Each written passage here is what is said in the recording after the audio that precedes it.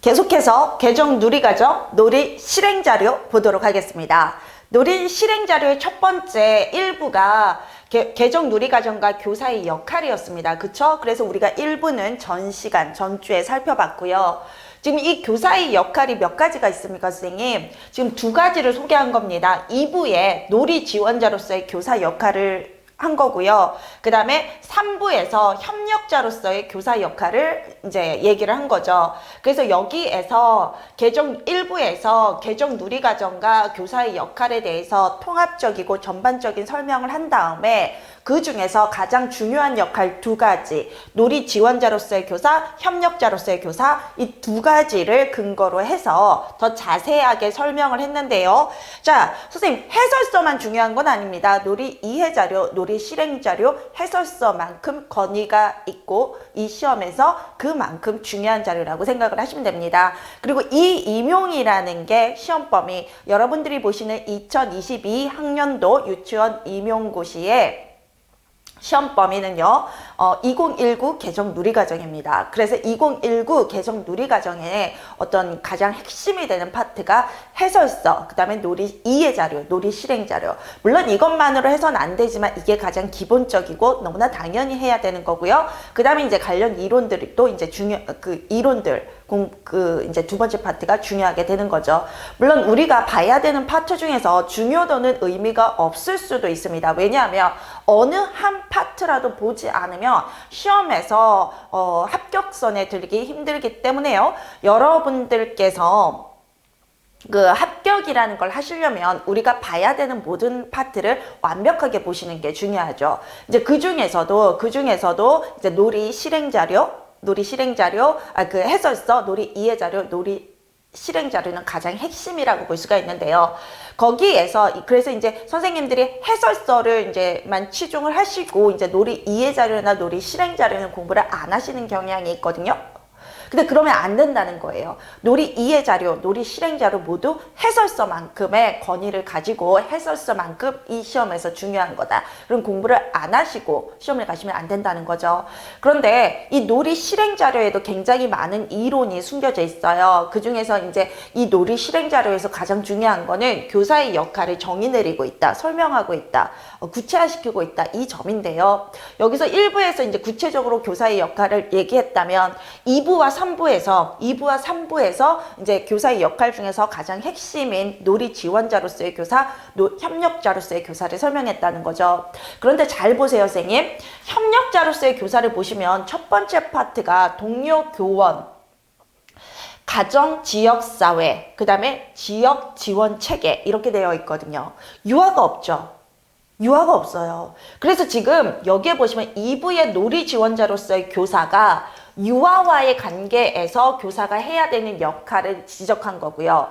협력자로서의 교사는 유아와의 관계를 말하는 게 아니라 그 유아 외에 또 다른 인간관계들이 있지 않습니까? 교사가 해야 되는 인간관계가 부모, 크게 유아, 부모, 그 다음에 이제 동료 교사, 그 다음에 지역사회 이렇게 네 가지로 크게 나눌 수가 있는데 첫 번째 놀이 지원자로서의 교사가 그 중에서 유아와 관련이 되어 있다면 이제 협력자로서의 교사는 그 외에 가정, 지역사회, 그 다음에 동료 교원, 그 다음에 이제 지역 지원 체계는 아마 교육부와 시도교육청, 교육지원청, 요 계열과 여러분들이 이제 지역에서 여러분들 교사 업무와 관련해서 지원을 해주는 그 체계 있지 않습니까? 그 체계들을 말하는 겁니다. 그래서 지역사회는 그 유치원이 속한 모든 영역, 모든 사람들을 얘기하는 거라면, 일반 사람들을 얘기하는 거라면 이 지역 지원 체계는 교육이라는 그 체제 안에서 여러분들을 유치원 밖에서 지원하는 체계, 아주 크게는 시도교육청, 그 다음에 교육지원청 등등을 얘기하는 겁니다. 그래서 여기 지역사회는 일반 사람들, 유치원이 속한 지역사회의 일반 사람들, 그런 얘기하는 거고요. 그래서 유아를 제외하고는 교사와 유아의 관계에서 교사의 역할은 놀이 지원자라고 정의를 내리고 있고 그 외의 인간관계, 가정과 지역사회, 동료 교사, 그 다음에 지역 지원 체계와는 협력자로서의 교사 역할을 강조하고 있다는 걸 우리가 알 수가 있습니다. 그럼 제1부는 이미 이제 전 시간에 했기 때문에 이번 시간에는 제2부 놀이 지원자로서의 교사 편부터 하도록 하겠습니다. 자, 제2부 놀이 지원자로서의 교사 역할인데요. 어떤 역할이 우리가 이제 교사가 유아와의 관계에서 어떤 역할이 요구받는지 요 부분이 핵심이라는 거. 요 부분이 선생님 교육과정뿐만 아니라 교육과정에서도 당연히 물어볼 거고요. 교육과정뿐만 아니라 논술에서도 물어볼 수밖에 없는 파트예요. 올해가 아니라면 언제 한 번은 이 놀이 지원자로서의 교사, 협력자로서의 교사 편에서 시험 문제가, 논술 문제가 나올 거예요. 우리가 2013년부터 2020년까지가 2020학년도, 2013학년도부터 2020학년도가 2015 개정 유치원 교육과정의 근거, 누리과정, 그 연령별 누리과정과 그 다음에 2015 누리과정. 근거에서 시험 문제에 나왔던 거거든요. 2013학년도가. 요때 논술 문제, 기출 문제 보시면 선생님들 그거 알고 계세요? 그 교육과정 해설서에 해당하는 파트, 이 고시문에 해당하는 파트가 시험 문제에 나왔다는 거. 그래서 2015 개정 유치원 교육과정의 어느 부분에 근거해서 뭐 이렇게 논하라 이런 문제들이 나왔거든요. 그래서 2021학년도가 2019 개정 누리과정에 근거해서 시험을 보는 해죠. 그래서 2022학년도인 지금 2022학년도가 2학년도도 2019 개정 누리과정에 근거해서 이제 시험 문제 보잖아요. 그런데 이때 해설서에 근거해서 시험 문제가 나온 것처럼 해설서에 근거해서 유치원 교직 논술 문제가 나온 것처럼 지금 또 2019 개정 누리과정으로 시험을 보는 지금 또 해설서나 놀이 이해자료, 놀이 실행자료에 근거해서 논술 문제가 반드시 출제될 겁니다. 그게 2022학년도든 언제든 이거는 뭐 확실히 예측은 할 수가 없지만 이제 기출의 어떤 추세로 했을 때 2019 개정 누리과정이 끝나기 전에 그 교육과정이나 해설서나 놀이 이해자료, 놀이 실행자료에 근거한 논술 문제는 반드시 어느 해든 나오게 돼 있어요. 그쵸? 근데 그게 2022학년도일 수도 있는 거예요. 그쵸? 그래서 교수님 교육과정뿐만 아니라 유치원 교직 논술을 위해서도 이 파트는 굉장히 중요한 파트예요. 만약에 해설서나 이해자료, 실행자료에서 지금 어느 논술 문제가 나오게 된다면 가장 그 예측 가능한 파트가, 가장 이제 근거 있는 파트가 바로 이 놀이 실행자료의 교사의 역할 부분입니다. 교사의 역할은 논술에서 중요하게 다루는 문제들이기 때문에. 그리고 이것도 이제 2차 면접에서도 중요하게 물어볼 수밖에 없습니다. 교사의 역할은. 자, 교사의 역할을 편성하기, 교수학습 실천하기, 평가하기 세 파트에 근거해서 물어보고 있어요. 왜 이 세 파트에 근거해서 교사의 역할에 대해서 논할까요? 이거 어디서 많이 보셨죠? 그쵸? 뭐예요? 교육과정의 운영, 해설서에 교육과정의 운영이 편성 운영하기, 그 다음에 교수학습, 그 다음에 평가 이렇게 되어 있지 않습니까? 누리과정의 운영이 세 파트로 나눠져 있는데 편성 운영, 교수학습, 평가 아니겠습니까?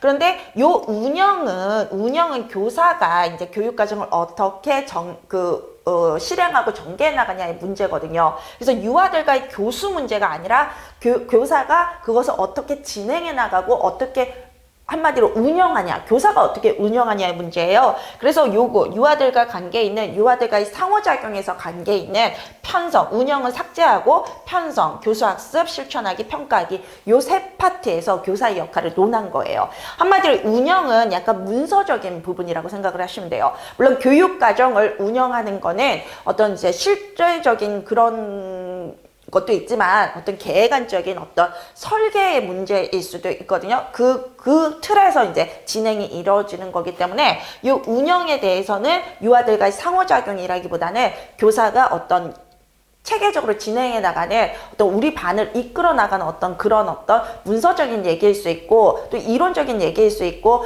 그 유아와의 어떤 상호작용 외에 다른 모든 교사로서 해야 되는 모든 부분이 포함된 거기 때문에 편성 부분에서 이제 교사의 역할에 대해서 얘기를 하고 운영 부분을 삭제를 했습니다. 유아와의 관계에서는. 그래서 운영은 교사가 해야 되는 모든 통합적인 영역이지 유아와의 어떤 상호작용만을 둔 게 아니거든요. 그래서 그게 이제 이게 아니라 어떤 문서적인 부분, 어떤 교사로서 어떤 교실을 운영하는 부분이 기 때문에 이 부분은 빼고 편성, 교수학습, 평가에서 교사의 역할, 놀이지원자로서의 역할이 어떻게 전개되는지를 이 책에서 논의하게 되는 거죠. 그 다음에 첫 번째, 그래서 편성하기에서 교사의 역할을 놀이지원자로서의 역할을 좀 더 구체적으로 살펴보고 있어요. 첫 번째 파트가 편성하기에서. 그래서 유아 놀이 중심 교육과정 편성을 유치원과 어린이집에서 하루, 한 주, 한 달, 한 학기, 1년의 시간을 어떻게 살아갈 것인지에 대한 교육 내용과 시간을 조직하는 거. 선생님, 이거 중요한 거예요. 교육 내용과 시간을 조직하는 과정이다. 교육과정을 편성하는 건 교육 내용과 시간을 조직하는 과정. 그래서 하루부터 시작해서 1년의 과정을 어떤 교육 내용을 그래서 어떤 시간대에 어떻게 조직하냐 하는 그 과정이 교육과정의 편성이라는 겁니다. 이것도 타일러의 교육과정의 어떤 설계 있죠? 4가지 질문, 교육과정을 설계할 때 해야 되는 4가지 질문, 그것이 교육 목표 설정, 교육 내용 선정, 그 다음에 교육 내용 조직, 그 다음에 교육 과정과 결과의 평가, 요 4가지가 타일러가 교육과정을 구성할 때 하는 4가지 질문이지 않습니까? 그것을 이제 종합해 놓은 거예요. 교육 내용과 조직을, 교육 내용과 시간을 조직하는 과정이다가 요거를 이제 핵심으로 줄여놨는데 결국 하고자 하는 얘기는 교육과정 편성은 요 4가지의 과정을 거쳐가는 거다. 그 얘기를 간략하게 줄여놓은 거예요. 그래서 여기서도 결국 타일러의 이 4가지 질문에 근거해서 이런 정의를 내린 겁니다. 그래서 교육과정 편성은 교육 내용과 시간을 조직하는 과정이다. 제가 타일러의 4가지 질문은 교육과정을 설계하고 이제 조직을 할 때 모든 교육과정을 조직할 때 교사들이 또는 교육과정 설계자들이 답하는 질문이다. 항상 교육과정은 그게 유아교육과정이든 또는 초등이든 중등이든 모든 교육학에 속하는 교육과정은 이 4가지의 질문을 반드시 따라가면서 편성되어 있다. 이렇게 말씀드렸잖아요. 누리과정도 너무나 당연히 이 4가지의 질문대로 나가고 있어요. 우리 해설서도 그렇게 조직되어 있거든요. 그리고 우리 해설서는 이 타일러의 4가지 질문에 의해서 한다라고 그렇게 앞에 해설서에서 소개하기도 했죠. 그래서 여기서 마찬가지 요 말이 타일러 이론에 근거해서 우리가 교육과정을 편성하는 거다. 이렇게 얘기를 하는 겁니다. 그래서 여기에서 숨겨진 이론은 타일러의 교육과정의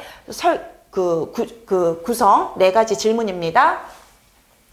유아놀이 중심 교육과정에서는 각 기관, 유치원을 말합니다. 유치원의 실정에 맞게 교육 계획을 수립하고 일과를 놀이, 일상생활, 활동으로 구성하되, 선생님 이건 중요한 거예요. 유치원의 하루 일과는 유아들의 놀이와 항상 반복되는 기본적인 생활, 일상생활, 기본생활 습관에 해당하는 거, 일상생활, 그리고 교사가 계획하고 지원하는 활동으로 이 3가지로 구성되어 있어요. 그렇지만 그 중에서 가장 핵심은 뭘까요? 유아가 주도하고 계획하는 놀이가 가장 핵심입니다. 그걸 중심으로 아이들의 인간으로서 지켜야 되는 어떤 기본생활 습관 또는 인간으로서 해야 되는 기본생활 습관, 일상생활이 추가되는 거고, 그리고 아이들의 놀이나 아이들의 배움이 확장될 수 있도록, 심화 확장될 수 있도록 교사가 이제 활동이라는 것을 중간중간에 넣어줄 수는 있습니다. 활동은 교사가 계획하고 교사가 계획한 거를 말하는 거죠. 그래서 그 활동이라는 건 물론 교사도 이제 유아들의 놀이 중간중간에 활동을 제공할 수 있는데 반드시 원칙은 유아들의 놀이를 방해하지 않고 그 놀이를 좀 더 풍부하고 확장하고 심화할 수 있도록, 그래서 교육적으로 풍부한 교육이 의미 있는 교육이 되도록 하는 전제 하에서 개입을 하게 되는 거죠. 놀이가 충분히 이루어지도록 편성하여 운영할 것을 강조하고요. 교육과정 편성에서의 놀이는 일가 구성의 단위로서 실내에서 이루어지는 놀이, 실내 놀이와 바깥 놀이를 포함한다고 돼 있어요. 이 실내 놀이와 바깥 놀이 합해서 놀이 시간은 반드시 몇 시간 이상이요? 놀이 시간은 반드시 2시간 이상 제공돼야 된다가 이제 해설서에서 언급한 부분이죠. 교사는 교육과정의 효과적인 운영을 위해서 교육과정 실천자이자 연구자로서 부단히 노력한다고 합니다. 교육과정을 실천하는 사람, 또 연구하는 사람. 그래서 이제 여기서 계획자, 교수 조직자 모두 나오고 있는 거고, 연구자로서의 교사 역할도 놀이 지원자 역할 안에 담겨져 있습니다. 가정과 지역사회의 협력과 참여를 이끌어냄으로써 교육과정이 개선되도록 해야 된다고 합니다. 2장에서는 개정 누리과정의 편성 운영 내용을 실제로 적용할 때 교육계획과 일가 구성의 과정에서 교사가 겪게 되는 고민들, 그리고 질문들을 사례 중심으로 살펴본다라고 하고 있습니다.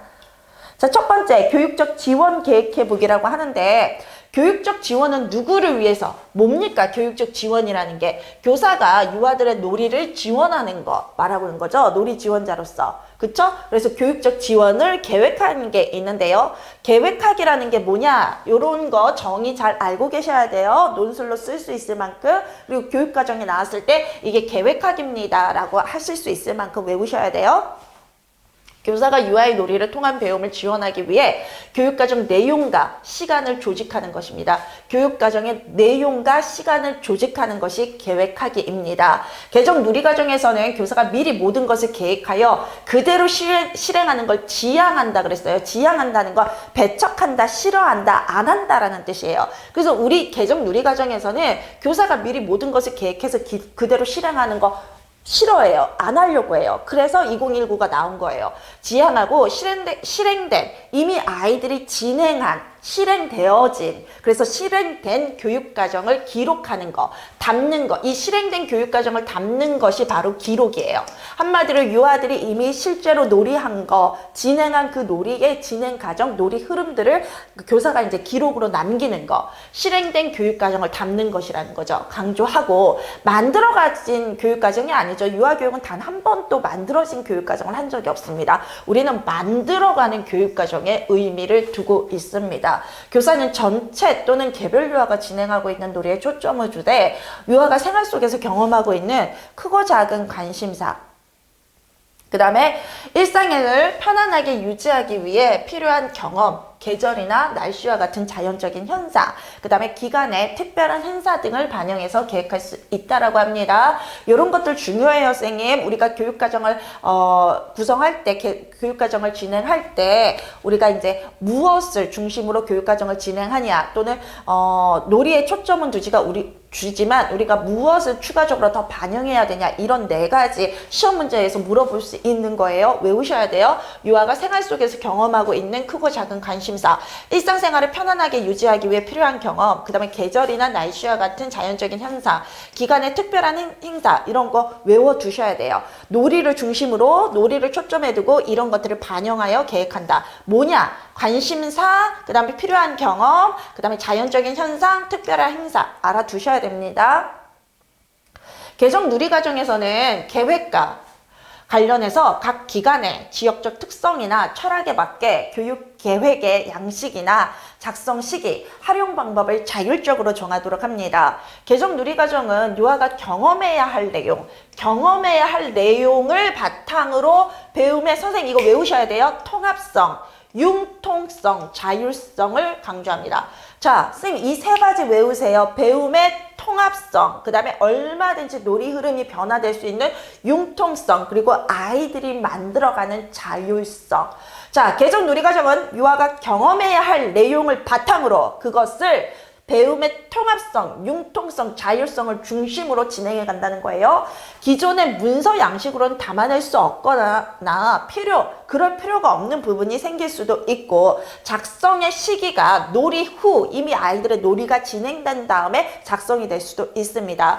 그게 이제 그것 또한 이제 교사의 자율성에 맡기는 게 2019 개정 놀이과정이죠.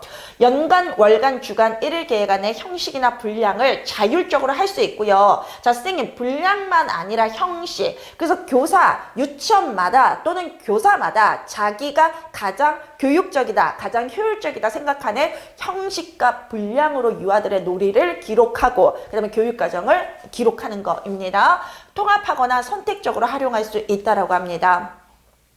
자, 이렇게 얘기를 하니 이제 교육적 지원에서 이제 교사들이 그렇게 자율성을 가진다라고 얘기를 하니 이제 교사들이 이런 얘기를 하고 있네요. 이런 궁금증을 가지고 있네요. 기존 계획안의 양식이 실행된 교육과정을 담아내지 못하는 것 같다라는 거예요. 기존 계획안의 양식은 2015 연령별 누리과정을 진행할 때의 양식을 말하는데요. 그런 어떤 획일화된 양식이 유아들의, 우리 아이들이 실제로 놀이를 진행한 그런 실행된 교육과정을 우리 아이들의 놀이 흐름과는 맞지 않은 것 같아서 고민이다. 고민할 필요가 없죠. 왜? 형식이나 분량 모든 게 교사의 자율성에 되어 있으니까 그걸 바꾸면 됩니다. 그쵸? 내가 원하는 형식으로 기록을 하면 됩니다. 연간, 월간, 주간 교육 계획에 기반하여 1인 계획안에 놀이와 활동을 구체적인 서술 방식으로 기록하고 있지만 실제로 교실에서 이루어지는 놀이는 다르게 나타나는 경우가 더 많습니다. 계획했던 것에 대한 평가를 기록해야 한다는 고정관념 때문에 계획안에 없었던 놀이에 대한 기록을 누락하게 되어 아쉽다라고 되어 있습니다.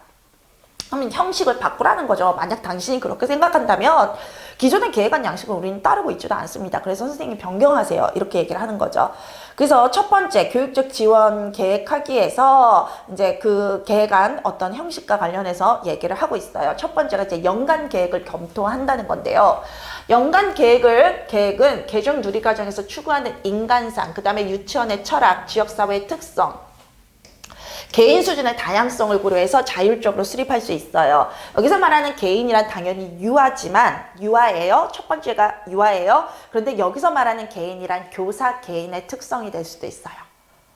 물론 우리가 일반적으로 개인 중심 수준이라 그러면 유아들의 개별성을 얘기하는데요. 우리 2019 개정 누리과정은 유아들의 개별성뿐만 아니라 교사들의 개별성, 다양성, 융통성을 인정하기도 하기 때문에 여기에서는 교사의 어떤 교육 방안, 교육 방식, 교육 특색 이런 것들을 얘기할 수도 있습니다. 고려해서 교사가 자율적으로 수립할 수 있어요. 연간 계획은 학급 차원보다는 유치원, 기관 차원에서 수립하는 것이 일반적이며 1년간의 중요한 경험을 미리 염두에 두고 계획하는데 1년간의 중요한 경험이라는 게 유아들의 기간 적응, 보통 3월을 말하죠. 그 다음에 이제 계절, 명절, 그 해의 특별한 국가적 행사, 기간 행사, 진급 등을 미리 염두에 두고 계획합니다. 연간 계획은 한 학급에서만 공유되는 것이 아니라 기관 전체의 구성원이 공유하는 자료입니다. 그래서 기관 차원에서 연간 계획을 검토해야 한다라고 되어 있습니다. 그래서 한 학급에만 공유되는 것이 아니라 유치원 전체 공유한다. 그래서 유치원 차원에서 연간 계획을 검토해야 된다. 그래서 유아들에게 발현되는, 선생님 발현이 뭐예요? 우리 프로젝트나 그 다음에 레지오 에밀리아에서 쓰는 말이죠. 발현. 지금 우리 이 교육과정이요. 프로젝트와 레지오 에밀리아를 많이 담았어요. 그럴 수밖에 없는 게 이론적으로 듀이 이론에 근거해서 듀이 이론을 배경으로 해서 그 해설서를 작성을 했기 때문에 유아들의 경험에 근거한, 그렇기 때문에 이제 듀이의 이론을 실제로 유아교육 프로그램으로 만든 프로젝트 접근법이나 레지오 에밀리아가 될 수밖에 없는 거. 그런 어떤 실제 그 프로그램 운영에서는 담을 수밖에 없는 거예요. 그리고 그러니까 이제 발현 이런 표현들이 나오는 건데요. 발현이라는 거 유아 내부에 있는 것을 밖으로 끄집어내는 걸 발현이라고 한다. 프로젝트와 레지오 에밀리아 할 때 우리가 알아봤었죠. 발현되는 놀이 주제가 학기를 진행하는 동안 즉각적으로 반영될 수 있도록 여지를 남기고 연간 계획을 작성해야 돼요. 개정 누리과정은 유아와 교사, 누가요? 유아와 교사가 함께 만들어가는 교육과정이기 때문입니다. 자, 선생님 보세요. 교사도 이제 듀이는 교사도 한 명의 놀이자, 한 명의 학습자로 봤어요. 2019 개정 누리과정도 마찬가지 유아를 중심에 두긴 하지만 그렇다고 해서 교육과정이 유아만 만들어가는 건 아니고요. 유아와 교사가 함께 학습 공동의 학습자로서, 공동의 놀이자로서 만들어가는 교육과정입니다. 연간 계획이 수립다 했다고 하더라도 우리 반 아이들의 놀이 경험이나 놀이 흐름에 따라 그 시기와 기간 등은 내가 조절할 수 있는 건 조절할 수 있습니다. 물론 유치원 전체가 진행하는 뭐 입학식, 졸업식, 그 다음에 방학, 그 다음에 소풍 같은 거, 반 전체, 우리 반이 아니라 유치원 전체가 진행하는 행사는 내가 바꿀 수 없겠죠. 근데 유치원 전체가 아닌 1년 중에 우리 반만 하는 행사들이 있다면 얼마든지 놀이 경험에 대해 따라 시기와 기간 등이 바뀔 수 있고, 또 연령별로 진행되는 행사가 있다면 다른 반 그 같은 연령의 다른 반 선생님과 상의해서 아이들의 놀이 경험의 시기, 기간 등이 바뀔 수 있습니다. 그 다음에 두 번째는 월간과 주간 일일 계획안에 대해서 얘기를 하고 있는데요. 월간, 주간, 일일 계획안은요, 기간과 유치원의 필요성에 맞게 형식이나 분량이 자율적으로 구성될 수 있고요. 월간, 주간, 일일 계획을 모두 수립하여야 되는 거 아닙니다. 하나만 선택해서 작성할 수 있습니다. 이것도 교사의 재량, 교사의 자율성이 인정되는 부분이죠. 개정 누리과정은 교사가 유아의 경험을 미리 조직하기보다는 유아의 놀이를 선생님이 관찰하고 지원한다 방식을 제안합니다. 유아의 놀이는 교사가 계획한 대로 진행되는 것이 아니라 시시각각 변화하고 교사의 기대 이상으로 심화될 수 있기 때문에 모든 놀이 지원 계획을 미리 수립하기는 어렵습니다. 교사는 매일 진행된 유아의 놀이를 기록하고, 자, 교사는 매일 진행된 유아의 놀이를 기록하고, 이게 뭐라고요? 실행된 교육과정.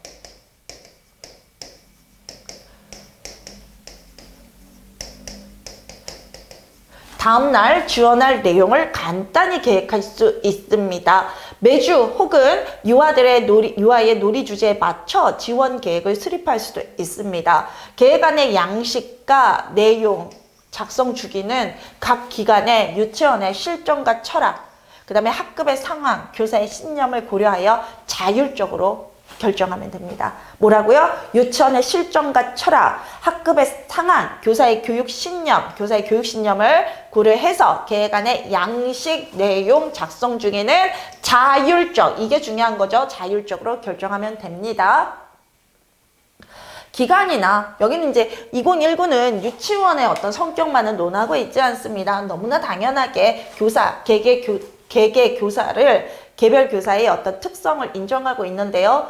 유치원이나 교사의 실정에 맞게 계획안의 형식을 변경한다라고 되어 있었는데, 개정 누리과정에서는 연간, 월간, 주간, 일일 계획안을 자율적이고 융통성 있게 작성하고 있습니다.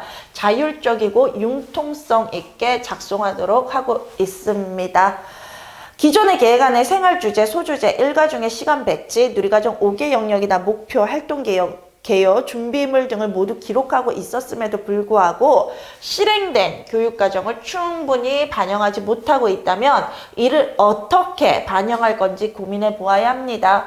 기간에 따라 계획안이라는 문서의 실행과 평가를 동시에 기록하고 있으므로 계획, 기록, 평가를 통합한 양식을 놀이 기록과 평가, 모모반 놀이 이론 등 다양한 명칭으로 부를 수 있습니다. 그래서 계획안이란 명칭으로 부르지 않아도 되고요. 그냥 다양한 교사가 나의 계획, 기록, 내가 교육과정을 계획하고 기록하고 평가하는 방식에 따라서 그렇게 그 기록지도 계획안이 아닌 다른 명칭으로 부를 수 있다. 그래서 계획안의 형식에서 가장 중요시 여기는 건 일정한 형식을 따라가라가 아니라 교사가 우리 반에서 실행된 교육과정을 충실히 가장 알맞게 기록할 수 있는 방법을 찾는 거, 거기에 초점을 맞추고 있습니다. 여기에 나와 있는 놀이 지원 사례는요, 선생님, 하나의 예시일 뿐입니다. 그래서 여기 나와 있는 대로 선생님들이 기록하셔야 되는 게 아니라 선생님이 하나의 예시로 이렇게도 할 수 있다는 예시로 알아두시기 바랍니다. 그 다음에 일과 구성하기가 두 번째로 나오고 있어요. 두 번째가 이제 일과 구성하기인데요. 첫 번째가 뭐였어요? 교육적 지원 계획하기였죠. 자, 우리가 지금 놀이 지원자로서의 역할에서 첫 번째로 살펴본 게 교육적 지원 계획 회복이었어요. 그 다음에 두 번째가 일과 구성하기, 하루 일과를 구성하는 게 이제 두 번째로 나오고 있습니다. 교실에서의 하루는 유아의 놀이와 매일 반복되는 일상생활 그리고 활동으로 구성된다. 놀이, 일상생활, 활동 이미 알고 계시죠? 개정 놀이과정에서는 일과에서 바깥놀이를 포함하여 유아의 놀이가 충분히 이루어지도록 기준이 뭐라고요? 2시간 이상, 놀이시간 2시간 이상 편성하여 운영할 것을 강조합니다. 일과에서는 놀이 외에도 등원과 하원, 간식과 점심, 손씻기와 화장실 다녀오기, 안전에 대한 지도 등 매일 반복되는 일상생활도 포함이 됩니다. 또한 교사는 유아의 놀이를 지원하는 활동도 계획될 수 있습니다.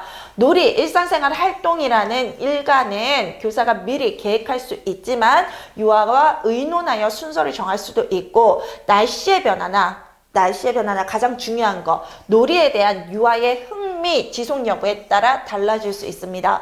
교사는 유아가 놀이에 충분히 몰입하고 진정한 배움이 일어날 수 있도록 놀이와 일상생활 활동을 유연하게 운영할 수 있어야 됩니다. 이게 바로 전문가예요, 선생님.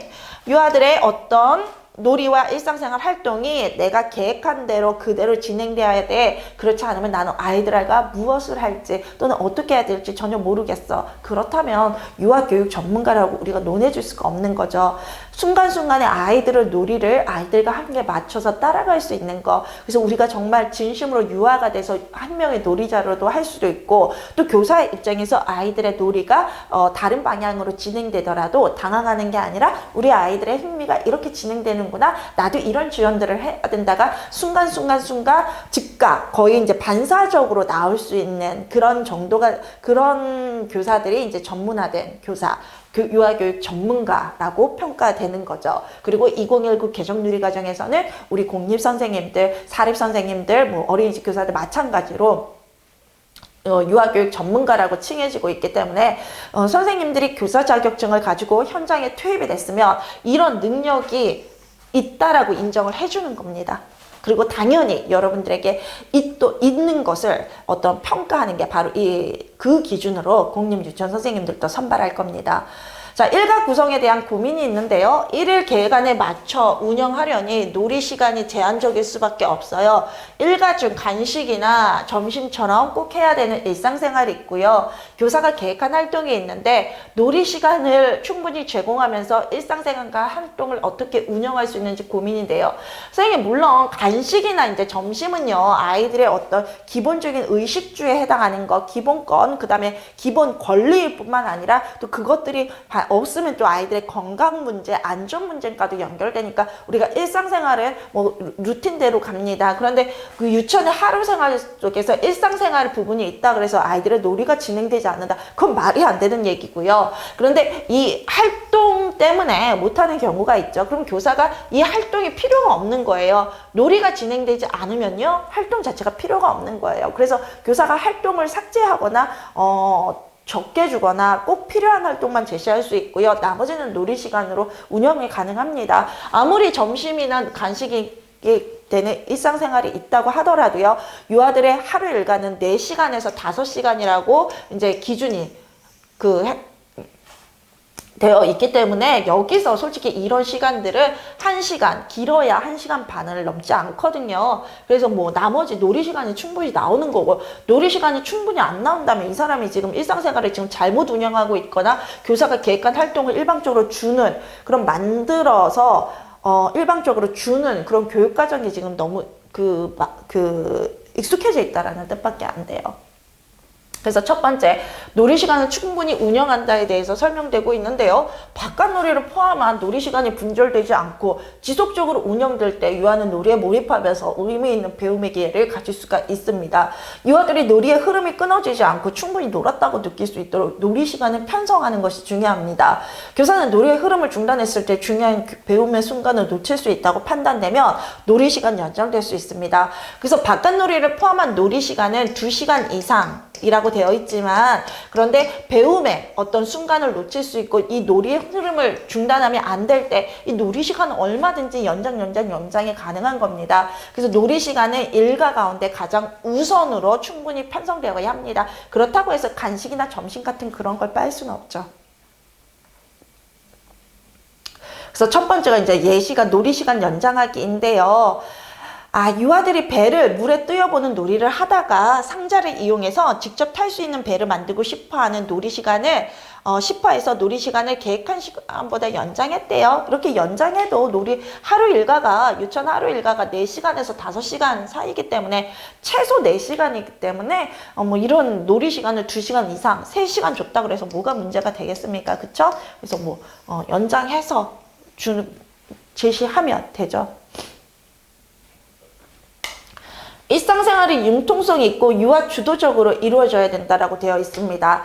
일상생활은 기본적인 욕구를 충족시켜주고 놀이를 잘할 수 있다는 어떤 심신, 몸과 마음의 건강을 제공하는 시간이므로 편안하고 즐겁게 이루어지도록 편성하고 운영합니다.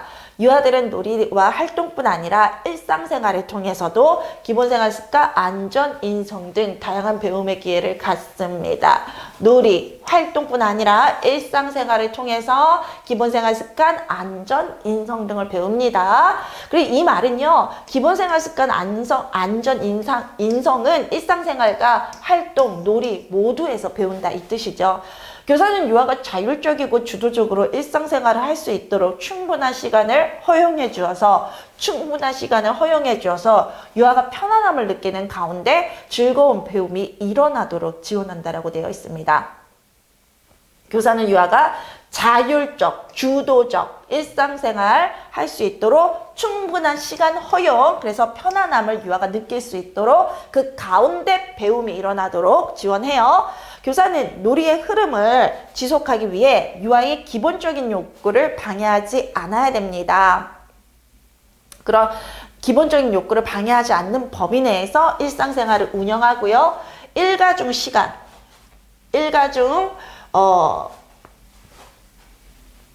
배치 등의 변화를 시도해 볼 수 있습니다. 유아의 놀이를 기본적인 욕구를 방해하지 않는 범위. 자, 놀이 흐름을 지속하기 위해서요. 기본적인 요구를 방해하지 않는 범위 내에서 일상생활 운영, 그 다음에 일가중 시간 배치 등의 변화를 시도할 수 있어요. 예를 들어서 간식이나 화장실 다녀오기 등의 일상생활은 놀이 시간과 분리되어 일어나기도 하지만 놀이를 하는 과정에서도 간식이나 화장실은 갔다 올 수 있습니다. 그래서 아이들의 놀이가 너무 길게 예상했던 것보다 더 길게 계획됐던 시간보다 더 길게 이루어진다면 간식 시간을 함께 둬서 아이들이 자유롭게 놀이 중간에 간식을 먹고 그런데 놀이 시간 자체는 길게 연장을 해줘서 간식을 먹는 속도가 다 다르잖아요. 그래서 빨리 먹는 아이들은 이제 할 수 있고 또 천천히 놀이에 집중할 수 있고 천천히 먹는 아이들은 이제 천천히 자기 다른 아이들의 놀이와 상관없이 자기는 천천히 간식을 즐길 수 있다게 하라는 거죠. 그 다음에 화장실 다녀오는 것도 개개인마다 필요 정도가 다르기 때문에 놀이 일과 중에 화장실 다녀오기를 계획해주면 아이들이 필요할 때 갈 수 있으면서도 다른 아이들의 놀이는 방해를 받지 않는다는 거죠. 그런 일상생활은 분리되어 일어나기도 하지만 놀이를 하는 가정에 허용될 수 있도록 해야 된다라고 되어 있습니다. 매일 반복되는 일상이지만 놀이와 같은 방식으로 일상생활을 즐길 수 있는 방법을 유아와 함께 찾아보라라고 되어 있어요. 자, 그 다음에 놀이와 연결하여 활동을 운영한다라고 되어 있는데요. 교사는 유아의 놀이를 관찰하고 놀이가 활발하게 이루어질 수 있도록 지원하는 과정에서 필요한 경우 이야기 나누기, 노래, 동화, 게임 등 적절한 유형의 활동을 연결해서 운영합니다. 자, 선생님 보세요. 활동은 교사가 계획하여 제안할 수도 있고 유아가 다른 유아들과 공유하기 위해 준비할 수도 있다라고 되어 있어요. 그 다음에 활동에 참여하는 유아는 학급 전체가 될 수도 있고 관심 있는 소집된 유아가 될 수 있고 일가중 활동 시간은 교사가 계획하여 실시하거나 놀이의 흐름을 위해서 필요하면 놀이 중간에 잠깐 모여서 활동을 실시하고 다시 놀이로 연결할 수 있는 거. 그래서 아이들이 동극 같은 전체 대집단 활동을 하고 있다가 뭔가 문제 상황이 벌어졌을 때 교사가 이 문제 상황을 먼저 해결해야 아이들의 놀이가 원만해지겠다 싶으면 놀이를 중단하고 함께 모여서 그 문제 상황에 대해서 토의하고, 그럼 이 문제 상황에 대한 토의는 교사의 계획한, 교사가 주도한 활동이 되는 거죠. 그 다음에 그게 해결이 되면 다시 놀이로 가게 할 수 있다라는 거예요. 그래서 필요하다면 놀이 흐름 중간에 다시 활동을 하고 그런 어떤 놀이로 연결될 수 있다는 거예요. 그 다음에 교사가 준비한 활동이 있는데 이거를 진행하게 되면 아이들의 놀이가 방해가 되겠다 이렇게 생각이 드시면 대집단이나 소집단으로 계획했다는 것이라 할지라도 어떤 자유선택 활동에 영역별 활동으로 한 영역에서 진행되는 활동으로 계획해서 관심 있는 아이들만 그 놀이에 참여하고 다른 아이들은 방해받지 않고 자신들의 놀이를 진행해 갈 수 있도록 구성할 수 있습니다. 교사는 활동을 계획했다 하더라도 유아의 흥미와 놀이 진행 상황에 따라 교육과 방법을 변경하거나 운영하지 않을 수도 있고요. 활동의 내용은, 자 보세요. 교사가 활동을 계획했다 하더라도 맞지 않다, 아이들이 흥미를 보이지도 않고 놀이 진행 상황을 괜히 방해만 하겠다 싶으면 변경하거나 운영하지 않을 수 있습니다. 활동의 내용은 놀이를 지원하거나 놀이 중에 문제를 해결하기 위한 내용으로 구성하는 것이 좋습니다. 활동의 방법 또한 유아 놀이 중심 교육과정을 실천할 수 있도록 유아들이 즐겁게 참여할 수 있는 교수 방법을 사용해야 합니다. 그것도 활동도 유아 놀이 중심으로 진행할 수 있도록 해야 된다라는 거고요.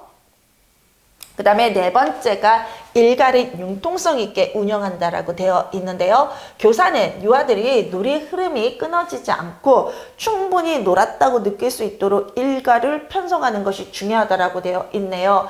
일가의 순서는 일관성이 있어야 하지만 융통성 있게 운영되어야 합니다. 그래서 기본적으로 일관성을 지키되 그것이 반드시 해야 되는 거, 그래서 해야만 한다 그런 제한사항을 두고가 아니라 일관성은 있는 하루 일과를 계획은 하되 그것들이 상황에 따라 얼마든지 융통성 있게 변형될 수 있다는 거. 그래서 해야 하는 게 아니라 기준이 되지만 그 기준 안에서 그 실제 상황을 반영해서 얼마든지 변경, 수정, 삭제 가능하다는 거. 그런 융통성 있게 운영되어야 하고요. 교사는 전날의 놀이 흐름에 대한 기록과 평가를 반영해서 다음날의 일과를 다른 순서로 조직할 수 있습니다. 다른 연령과 놀이 경험을 공유하기 위해 교사들 간의 협의를 통해 일과를 조정할 수 있고요. 날씨나 자연 현상에 따른 관심을 놀이에 반영하기 위해 일과 순서를 바꿀 수도 있다라고 합니다. 일과의 융통성 있는 운영은 유아로 하여금 주도적으로 경험을 구성해 볼 수 있는 기회를 줍니다. 유아와 함께 일과를 평가하고 다음날의 일과 중 일부를 유아 스스로 정해보게 하는 것. 일과의 변화가 필요하다고 판단될 때 교사가 독단적으로 결정하지 않고 유아의 의견을 반영해 주는 것 같은 방법을 시도할 수 있습니다. 그래서 이제 놀이 사례는 예시일 뿐입니다. 예시 또는 사례일 뿐이지 그게 이렇게 해야 된다라는 어떤 스탠다드 기준은 아닙니다.